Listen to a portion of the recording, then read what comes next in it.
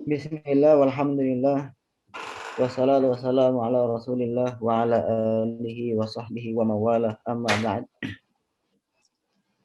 Alhamdulillah, pada kesempatan kali ini kita diberikan izin oleh Allah Azza wa Jalla untuk meneruskan latihan kita membaca kitab Arab tanpa harokat.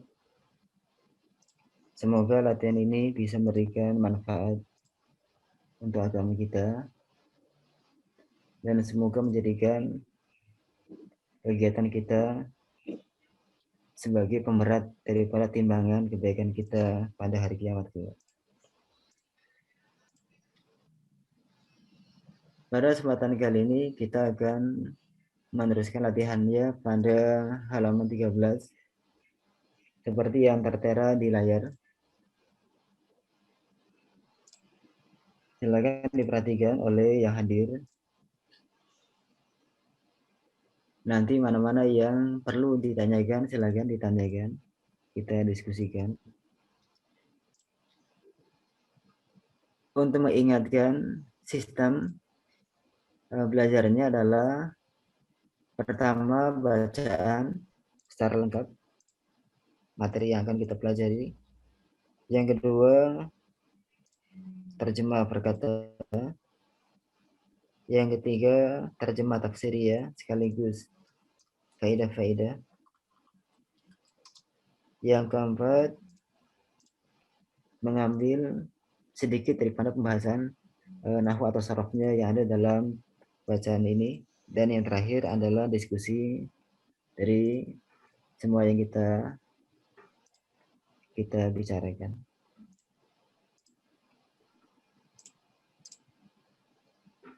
Jadi sekarang kita perhatikan.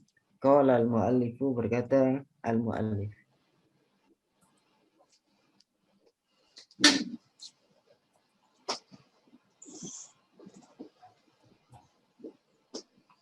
Falzam khasyatallahi fi sirri wal alani.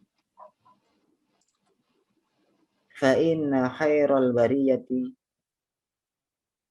man yahshallaha ta'ala. Wa ma yahshahu illa alimun. Idzan fa khairul bariyati huwal alimu. Wa la yahib an balika annal alima la yu'addu aliman illa idza kana amilan. Wa la ya'malul alimu bi ilmihi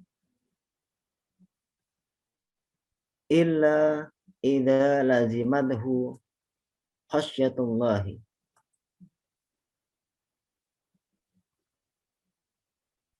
Wa asnada al-khatibu al-Baghdadiyu rahimahullahu ta'ala bisanadin fihi latifatun isnadiyatun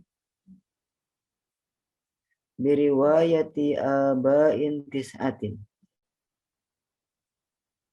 Faqala ahbarana Abul Faraji Abdul Wahhabi Ibnu Abdul Azizi Ibnil Harisi Ibni Asad ibnil Laisi Ibni Sulaimana Ibnil Aswadi Ibni Sufyana Ibni Zaidin Ibni Ukainata Ibni Abdullah Tamimi min hifdhihi.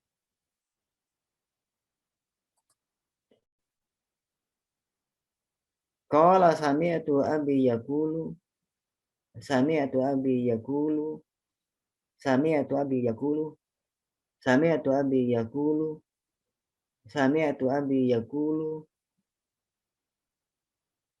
sami'tu abi yaqulu sami'tu abi yaqulu sami'tu abi yaqulu sami'tu Ali ibn Abi Talib yaqulu hatafal ilmul bil amali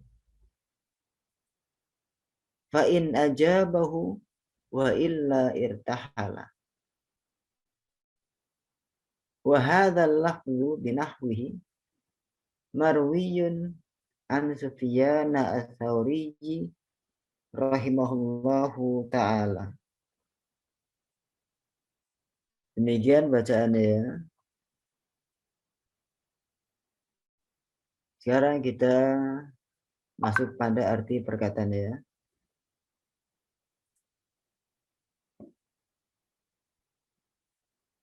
Berkata penulis buku ini, Syekh Bakar bin Abdullah Abi Zaid, falzam, maka komitmenlah, maka peganglah, peliharalah khasyatallahi, takut kepada Allah azza wa jalla, fisirri, di dalam tersembunyi, wal alani, dan yang nampak. Fa inna khairal bariyati, fa inna, maka sungguhnya, khairal bariyati, sebaik-baik makhluk, man yahsyallaha, adalah siapa yang takut kepada Allah Ta'ala yang maha tinggi.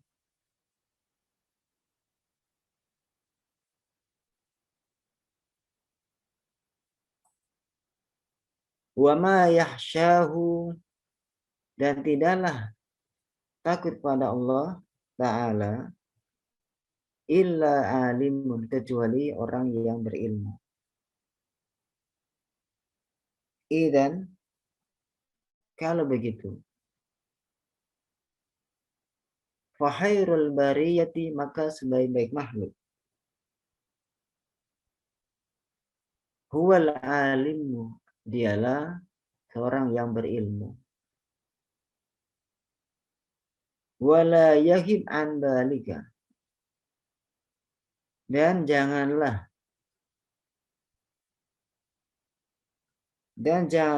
hilang daripada pikiranmu annal alima, bahwasannya orang berilmu itu la yu'addu aliman, tidaklah dianggap seorang yang berilmu illa idza kana amilan, kecuali apabila adalah dia seorang yang mengerjakan, mengamalkan. Wala ya'malu al-alimu bi'ilmihi, dan tidaklah mengerjakan seorang yang berilmu itu bi'ilmihi, dengan ilmunya, illa, kecuali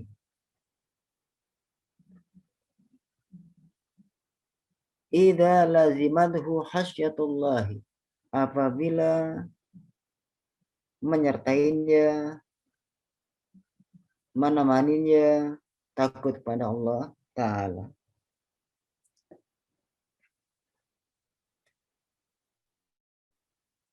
Wasnada Al-Khatib Al-Baghdadi rahimahullahu ta'ala, dan menyandarkan atau meriwayatkan Khatib Al-Baghdadi, semoga Allah merahmatinya, bisanadin, dengan sebuah sanad, fihi di latifatun isnadiyatun, kelembutan sanad, keunikan sanad, biriwayati aba'in tis'atin, dengan riwayat bapak-bapak yang 9. Faqala, dia mengatakan, akhbarana Abul Faraji Abdul Wahhab, telah mengabarkan kepada kami Abul Faraj Abdul Wahhab Ibn Abdul Aziz bin Al-Haris bin Asad bin Lais bin Sulaiman bin Asad bin Sufyan bin Zaid bin Ukainah bin Abdullah At-Tamimi min hifdihi, dari hafalannya. Qala, dia mengatakan, sami'tu abi yaqulu, saya telah mendengar bapak saya mengatakan, saya pernah mendengar bapak saya mengatakan, saya telah mendengar bapak saya mengatakan, saya telah mendengar bapak saya mengatakan, saya telah mendengar bapak saya mengatakan, saya telah mendengar bapak saya mengatakan, saya telah mendengar bapak saya mengatakan, sami'tu abi yaqul, saya telah mendengar bapak saya mengatakan, sami'tu Ali ibna Abi Thalib bin yaqul, saya telah mendengar Ali bin Abi Thalib hatafal ilmu bil amali, ilmu memanggil, bil amali dengan mengamalkan, untuk mengamalkan. Fa in ajabahu, maka apabila dia menjawabnya, wa illa irtahala, dan jika tidak, dia akan pergi. Wa hadzal lafzu, dan lafaz ini, binahwihi, dengan semisalnya, marwiyun, diriwayatkan, an Sufyan As-Tsauri, daripada Sufyan As-Tsauri rahimahullahu ta'ala, semoga Allah yang maha tinggi merahmatinya. Ini adalah bacaan atau arti perkata yang kita bahas. Sekarang kita masuk kepada arti tafsiriyah sekaligus faidahnya. Lihat paragraf pertama.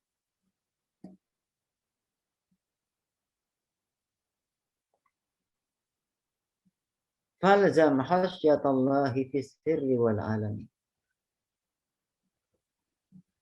Maka berpegang teguhlah rasa takut kepada Allah, baik di waktu sepi maupun di waktu terang. Karena di awal sebelumnya kita membahas, ya, aslul ilmi al-khasyah atau khasyatullah. Pangkal ilmu adalah takut kepada Allah, seperti yang dikatakan oleh Imam Ahmad. Karena pokok ilmu adalah takut pada Allah, maka hendaknya engkau, wahai seorang muslim, untuk di waktu orang banyak. Kenapa demikian? Fa inna khairal bariyati man yahsyallaha ta'ala. Karena sungguhnya sebaik-baik makhluk adalah dia yang takut pada Allah yang maha tinggi. Dan ini sudah jelas dalam Al-Quran. A'udzu billahi minasyaitonir rajim. Innama yakhsyallaha min ibadihil ulama. Hanya saja bahwasanya yang bisa takut kepada Allah Azza wa Jalla adalah al-ulama, para orang-orang yang alim, yang berilmu. Maka di sini dikatakan, maka sungguh sebaik-baik makhluk adalah siapa yang takut pada Allah yang maha tinggi. Wa ma yahsyahu illa alimun. Dan tidaklah takut pada Allah kecuali seorang yang berilmu. Ini sebagai penguat. di awal, maka sungguh sebaik-baik makhluk adalah yang mau takut pada Allah yang Maha Tinggi. Diulang sebagai penguat. Dan tidak ada yang mampu takut pada Allah dengan sebenarnya kecuali seorang yang berilmu.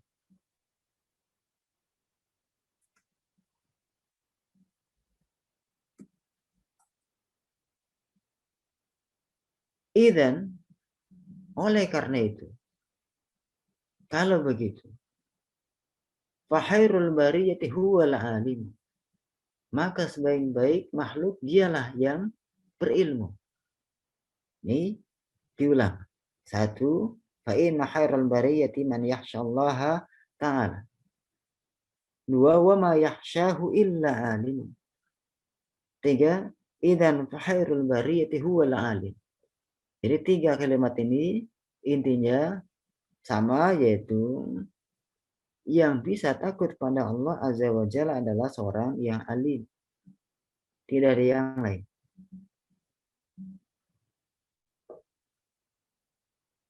Wala yaghib an balika, dan janganlah sampai hilang daripada pikiran engkau, hati engkau, apa? Annal alima la yu'addu aliman illa idza kana amila. Bahwasannya orang berilmu itu tidak bisa dia dikatakan seorang yang alim. Dalam kurung, hanya karena dia berilmu dengan ilmu hadis, ilmu fikih, ilmu yang lainnya, ilmu tafsir atau yang lainnya, dia tahu, enggak cukup. Tapi apa? Illa idza kana amilan. Kecuali si alim tersebut mampu mengamalkan ilmu yang dia miliki. Karena ilmu dipelajari, apa tujuannya? Untuk diamalkan. Bukan untuk mematahkan orang. Bukan ingin agar pintar berdebat, agar nilainya tinggi, agar bisa dikatakan saya adalah seorang yang alim dan seterusnya. Wala ya'malul alimu bi'ilmihi. Dan tidaklah seorang yang alim itu mengerjakan ilmunya. Tidaklah seorang yang alim mampu mengerjakan apa yang dia miliki dari ilmunya, illa idza lazimathu hasyatullah, kecuali apabila ketakutan pada Allah terus menyertainya. Karena tidak sedikit orang yang alim ketika di orang banyak, ya nampak dia adalah seorang alim. Tapi ketika dia lepas daripada pandangan orang-orang, maka ketahuan siapa dia sebenarnya. Ada yang orang berilmu, tapi justru ilmunya ini semakin mendekatkan dia daripada neraka. Ilmu yang dia miliki dipakai untuk menjadikan tameng akan kesalahan dia. Kesalahan dia dibikin benar dengan dalil-dalil yang dia miliki. Jadi ilmu yang dia miliki hanya sebagai senjata untuk mengelabui orang akan kesalahan dia. Kemudian teruskan,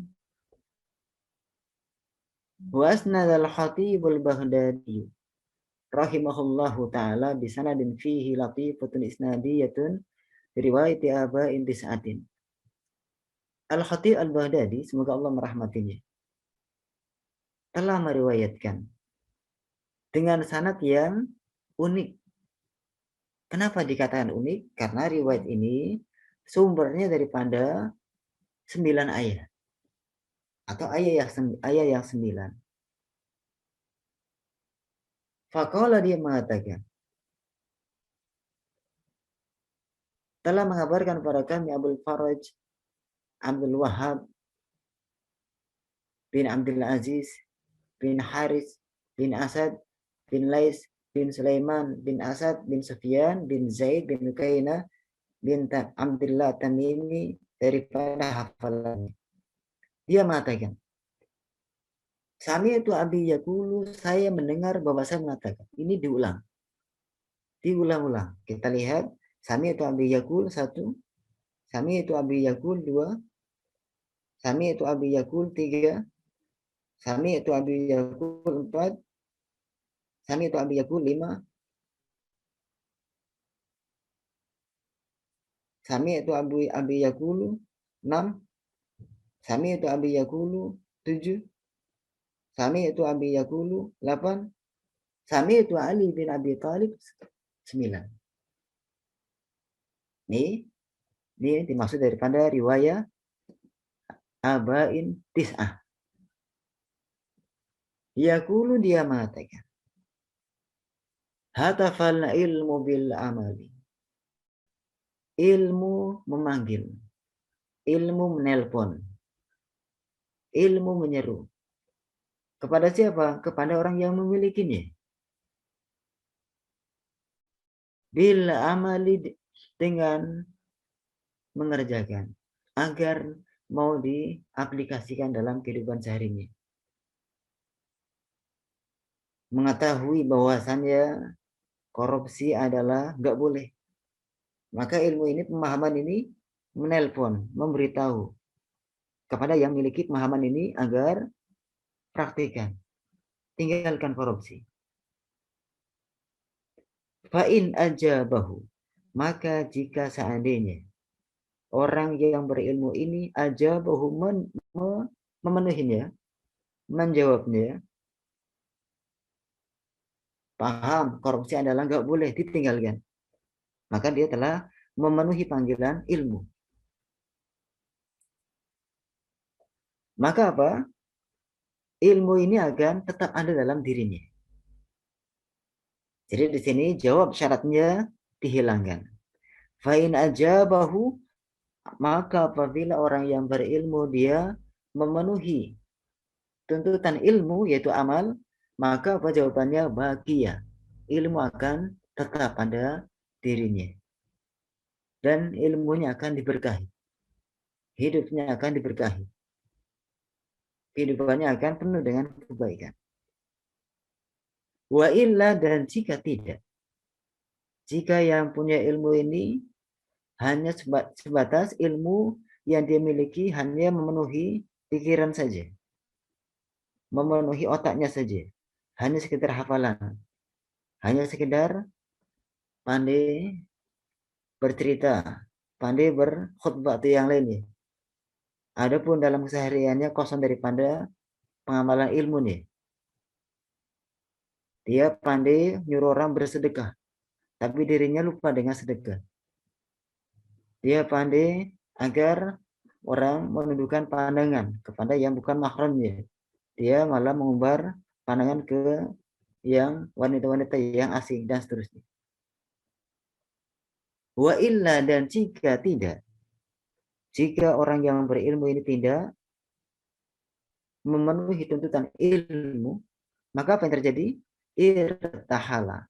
Ilmu ini akan pergi. Ilmu ini akan meninggalkan orang yang berilmu ini. Dan akan menjadikan ilmu ini yang dia miliki adalah ilmu yang gak bermanfaat. Sama sekali. Dan bahkan menjadikan kepunyaan atau kepemilikan ilmu ini menjadikan pelakunya adalah orang yang mendapatkan siksaan yang paling berat di hari kiamat nanti. Dan dia akan dimasukkan ke neraka sebelum penyembah berhala masuk neraka.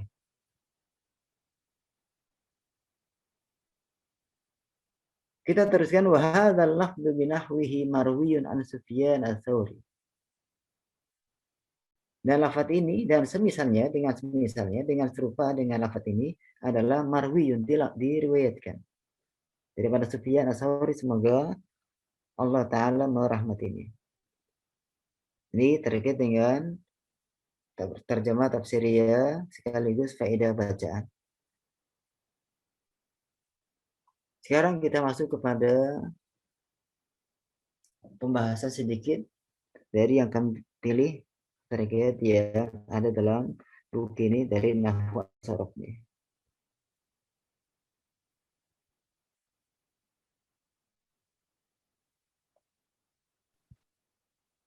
Kita garis bawah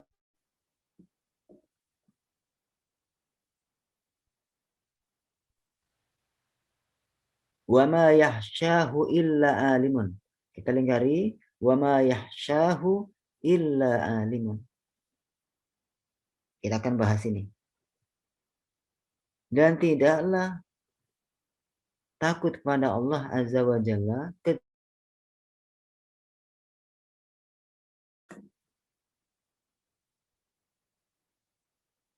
dari sisi nahwu adalah kita di sini akan mengangkat materi al-mustasna. Al-mustasna yang dikecualikan.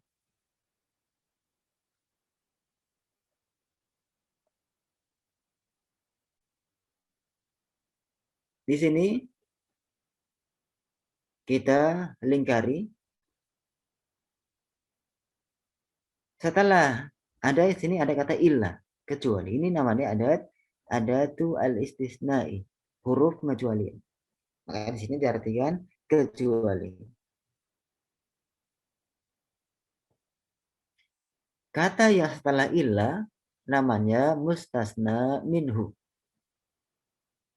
Alimun di sini. Ini namanya mustasna minhu. Di dalam nahwu nanti akan dibahas ya mustasna minhu.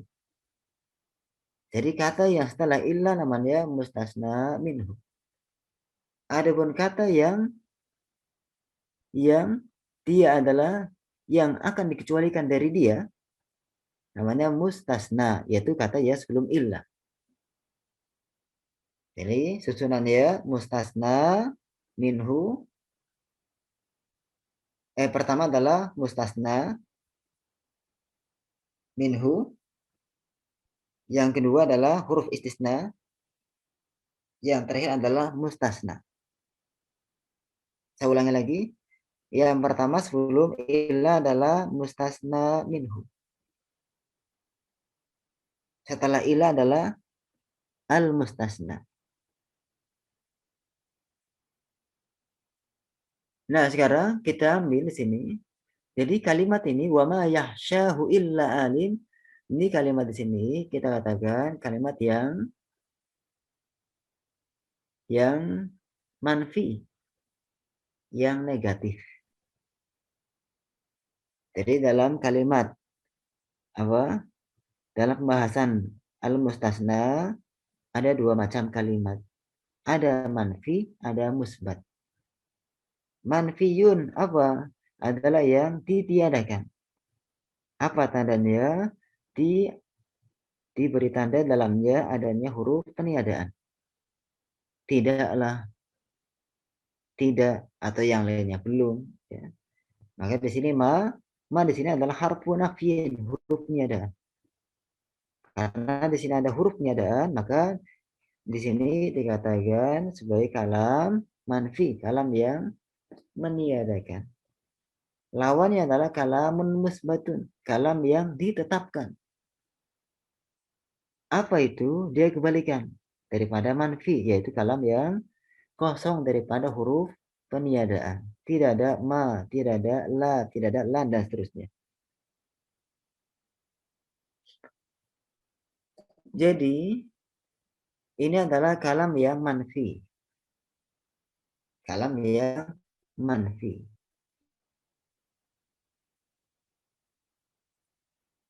Mana mustasna minhu di sini? Adalah dia fi'il. Yahsya di dalamnya ada fa'il, domir mustatir. Maka di sini diartikan dia takut. Dia takut.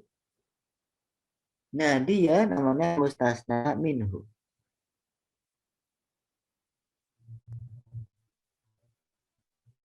Illa alimun, alimannya mustasna.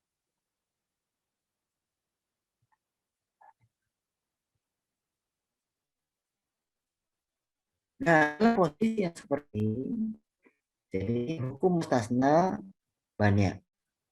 Adapun yang sekarang masuk pada yang kita dapat di sini adalah satu, karena dia adalah kalamnya manfi, ya, kalamnya manfi dengan bukti adanya huruf peniadaan. Yang kedua, mustasna minhun ya disebutkan, yaitu domir di sini. Maka al-mustasna di sini dia bagaimana harokatnya? Boleh kita katakan aliman, boleh. Boleh juga kita katakan alimun. Alimun. Kenapa? Karena dia diikutkan kepada mustasna minhu. Jadi hukum mustasna ketika kalamnya manfi adalah dia satu boleh diikutkan kepada posisi daripada mustasna minhu. Kalau mustasna minhu dia rafa, maka ikut rafa dia. Kemudian yang kedua, boleh dia dinasobkan. Nasabnya pasal apa? Nasabnya pasal istisna. Ini ya. Maka ketika ada yang memberikan harokan illa aliman, tidak disalahkan. Wa ma yahsyahu illa aliman boleh. Wa ma yahsyahu illa aliman. Ya, itu adalah penjelasan terkait dengan mustasna. Ya, sekian pembahasan terkait dengan kata yang perlu kami angkat. Adapun sesi terakhir kita pakai untuk mendiskusikan apa yang sudah kita baca, kita sampaikan. Silakan yang mau bertanya.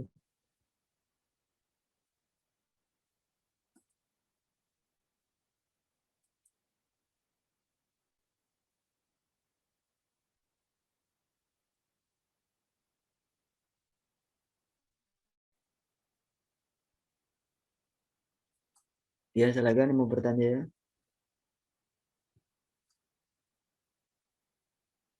Pembahasan yang lainnya, apakah fa'il,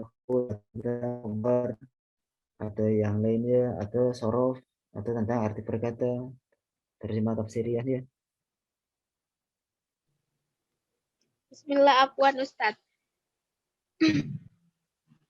Iya. Dari kalimat fa inna khairul bariyah. Kenapa fa inna khairul bariyati? Kenapa huruf bariyati baris akhirnya jar? Iya, bagus. Iya. Karena ya, itu silakan. udah masuk isim inna. Iya, bagus. Fa inna khairal bariyati, isim inanya adalah khairo, maka dia nasab fathah. Kemudian khairo ini disandarkan ke kata bariyah.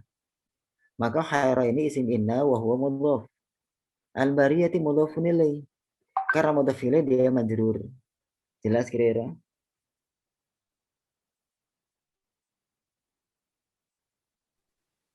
Jadi khobarnya mana Ustaz?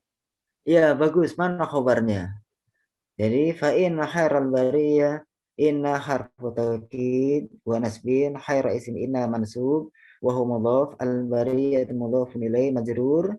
Kemudian man yahsyallaha ta'ala kita irobkan man apa yahsya apa lafaz jalalah apa ta'ala apa sudah selesai baru wal jumlah min man yahsyallaha ta'ala fi mahalli raf'in khabar isim inna.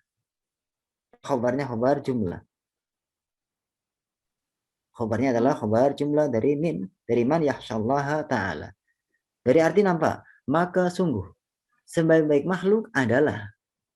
Berarti sebaik makhluk adalah isim inna. Setelahnya adalah khobarnya. Khobar itu macam-macam. Ada khobar mufrad, ada khobar jumlah, ada khobar syibhul jumlah. Dan sekarang adalah khobar al-jumlah. Jelas? Jelas Ustaz, syukron. Alhamdulillah. Afwan. Silakan, ya mau bertanya yang lainnya.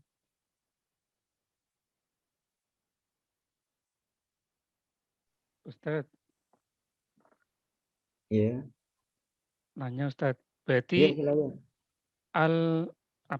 isim setelah ila itu i'rabnya atau harokat akhirnya mengikuti isim mustasna minhu ya Ustadz? Ya, tentang mustasna yang ada beberapa hukum ya, beberapa hukum i'rab ya. Yang kita pelajari sekarang hanya satu macam. Ini ada beberapa macam. Nah, macam apa yang kita temuin? Kalau yang dua macam kita nggak bahas. Macam yang pertama adalah kalau seandainya kalimat tersebut adalah kalimat yang negatif. Artinya ada huruf peniadaan. Dan kalimat tersebut adalah kalimat yang sempurna. Ada fi'il, ada fa'il, ada maf'ul. Maka kata yang setelah illa, i'rabnya boleh dua. Boleh diikutkan pada mustasna minhu. Kalau mustasna minhu adalah fa'il, maka dia rofa. Kalau mustasna minhu dia maf'ul bi, maka nasab dan seterusnya. Yang kedua, boleh dinasobkan. Nasab karena dia sebagai mustasna. Jadi kalau dalam bahasa nahwu, alimun dia karena diikutkan kepada mustasna minhu. Aliman dia apa? Kita katakan ala al istisna karena pengecualian. Karena pengecualian. Jelas kira-kira? Jelas Ustadz. Wadi. Iya. Untuk yang ingin mengetahui Ustadz. rinciannya, nanti ada pembahasannya di nahwu. Nanti khawatir ya, khawatir malah tambah bingung nanti. Nah, Ustadz, syukron, jazakallah khairan. Afwan wa iya. Yang lain silakan yang mau bertanya.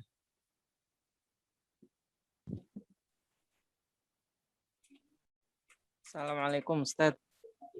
Waalaikumsalam. Saya mau tanya kalau untuk penggunaan man istifham sama man isim mausul itu digunakan ketika kapan, Ustadz? Iya. Jadi kalau man dia dijadikan isim istifham, maka dia adalah istifham. Mengatakan man anta. Man anta mesti malah huruf pertanyaan. Man rabbuka, man nabiyuka, dan seterusnya. Adapun yang mana menunjukkan isim mausul, maka dia tidak ada kemungkinan diartikan untuk pertanyaan. Sehingga dia diartikan siapa saja atau yang. Umpamanya dalam sebuah kalimat yang mudah. Uridu man. Man yukrimuni. Uridu saya ingin. Man siapa saja. Yukrimuni memuliakan saya. Maka man di sini adalah man musul dan jadi secara konteksnya. Kalau dia punya arti pertanyaan, kalau bukan maka musul. Jelas kira-kira? Jelas Ustadz. Alhamdulillah.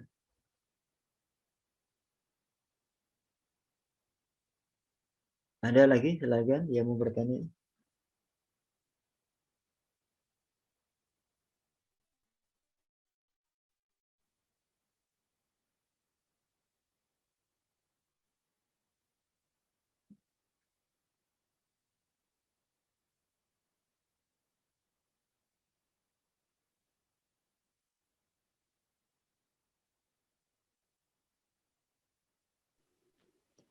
Apaan Ustaz, satu lagi.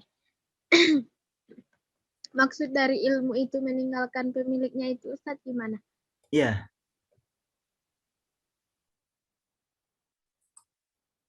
kita lihat ucapannya. Atafal ilmu bil amali fa in ajabahu wa illa irtahala. Ilmu memanggil untuk diamalkan. Maka jika orang yang punya ilmu dia mengamalkan, maka ilmunya akan menetap pada dirinya. Jika tidak, maka ilmu akan pergi. Contoh yang mudah. Umpamanya seseorang tahu bersepeda. Tapi dia sudah tahu sepeda, tinggalkan sepeda, enggak sepeda lagi bertahun-tahun. Maka apa yang terjadi? Minimal dia grogi, maksimal dia lupa lagi. Enggak tahu. Ibarat orang yang pandai silat, enggak pernah diterapkan, enggak pernah diajarkan, enggak pernah diulang-ulang, maka ilmu ini akan hilang. Contoh yang mudah lagi, ada kejadian orang yang hafal Quran. Orang yang hafal Quran 30 juz, ada. Tapi apa? Dia minimal, orang yang hafal Quran seharusnya rajin mengulang hafalannya. Tapi ada orang yang hafal Quran tapi nggak rajin. Apa yang terjadi? 30 juz hanya tersisa sekitar 3 juz. Ini terbukti. Ada lagi yang hafal 30 juz. Hanya gara-gara dia jatuh kepada kemungkaran, 30 juz hilang, hanya tinggal 2 ayat. Allah bikin lupa dia.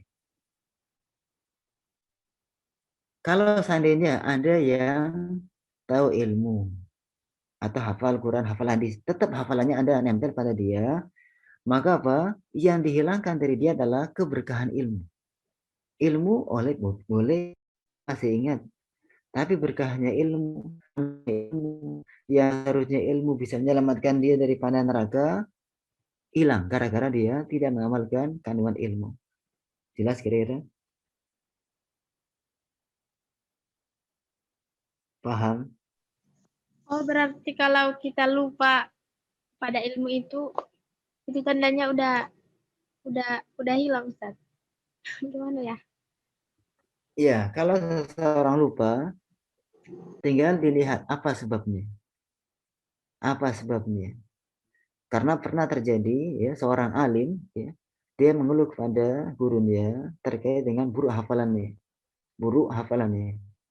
Maka disampaikan bahwasanya ilmu adalah cahaya dan cahaya Allah tidaklah diperoleh oleh orang yang bermaksiat.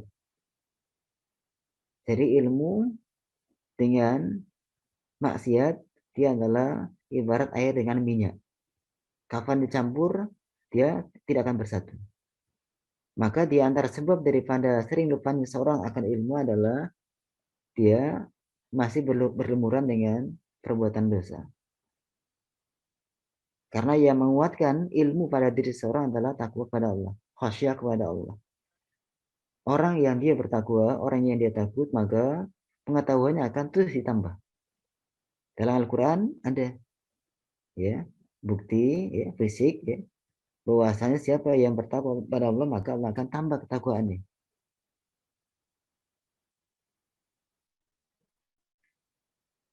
Jadi ketika seorang yang sering lupa ilmunya, maka berkaca, bercermin. Apa kira-kira? Oh, mungkin saya suka dusta. Ah, inilah penyebab daripada cepat hilangnya hafalan saya, pemahaman saya. Oh, mungkin saya ini suka nipu orang, makan yang haram, atau suka ngomongin orang, atau perbuatan yang tidak diizinkan oleh Islam. Kalau seandainya setelah kita bercermin semuanya positif, artinya kita orang baik, ya. Kita nggak melakukan perbuatan yang melanggar syar'i. Tinggal kita berkaca, oh berarti memang kemampuan saya ini terbatas.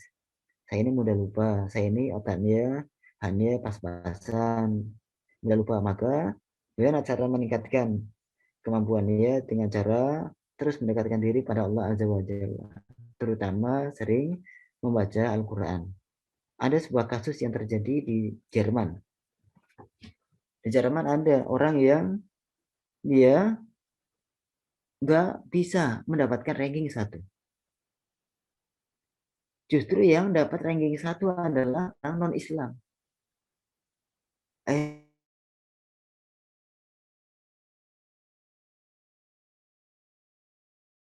Suara ini nggak mau buka kartu. Tapi dengan sungguh buka kartu. Dia cerita, saya di sepertiga malam saya bangun. Saya mandi. Sudah mandi saya baca Al-Quran. Saya baca Al-Quran. Dengan baca Al-Quran inilah saya dipermudah memahami pelajaran. Langsung orang yang bertanya ini orang Islam, bertanya orang non-Islam. Yang Islam ini baca Al-Quran ya biasa. Yang orang yang non-Islam baca Al-Quran dia rajin. Sampai sepertiga malam terakhir dibaca. Sampai banyak yang dihafal. Maka orang yang bertanya ini nangis. Akhirnya mulai dia menerapkan, dan alhamdulillah ketika diterapkan dia tembus mendapatkan juara 1. Yang non-Islam jatuh. Karena tetap orang yang membaca Al-Quran di dalam sebuah hadis kan sudah jelas ya. Kalau seorang mukmin yang baca Al-Quran dia seperti buah yang rasanya enak, baunya harum. Ya. Ibarat jeruk. Rasanya harum, enak rasanya. Ini harum, enak rasanya. Tapi kalau yang tidak pengen, dia baca Al-Quran seperti buah yang baunya ini harum, rasanya nggak ada. Bagus suaranya, tapi rasanya nggak ada karena dia nggak menerapkan. Jelas kira-kira? Bisa dipahami, bisa disimpulkan sendiri dari uraian yang ini? Insya Allah bisa, Ustaz. Ya, alhamdulillah. Ada yang lain lagi?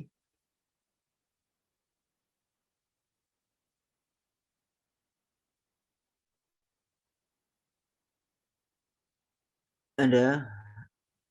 Silakan yang mau bertanya.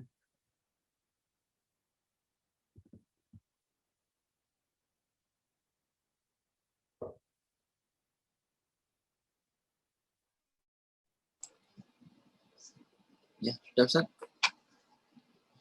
Cukup kira-kira? Ya. Ya, baik. Sampai sini pembahasan kita. Semoga ada manfaatnya. Mohon maaf atas segala kekurangan. Amin. Walhamdulillah, subhanakallahumma bihamdika asyhadu an la ilaha illa anta astaghfiruka wa atubu ilaik. Wassalamualaikum warahmatullahi wabarakatuh. Waalaikumsalam warahmatullahi wabarakatuh. Syukran, Ustaz.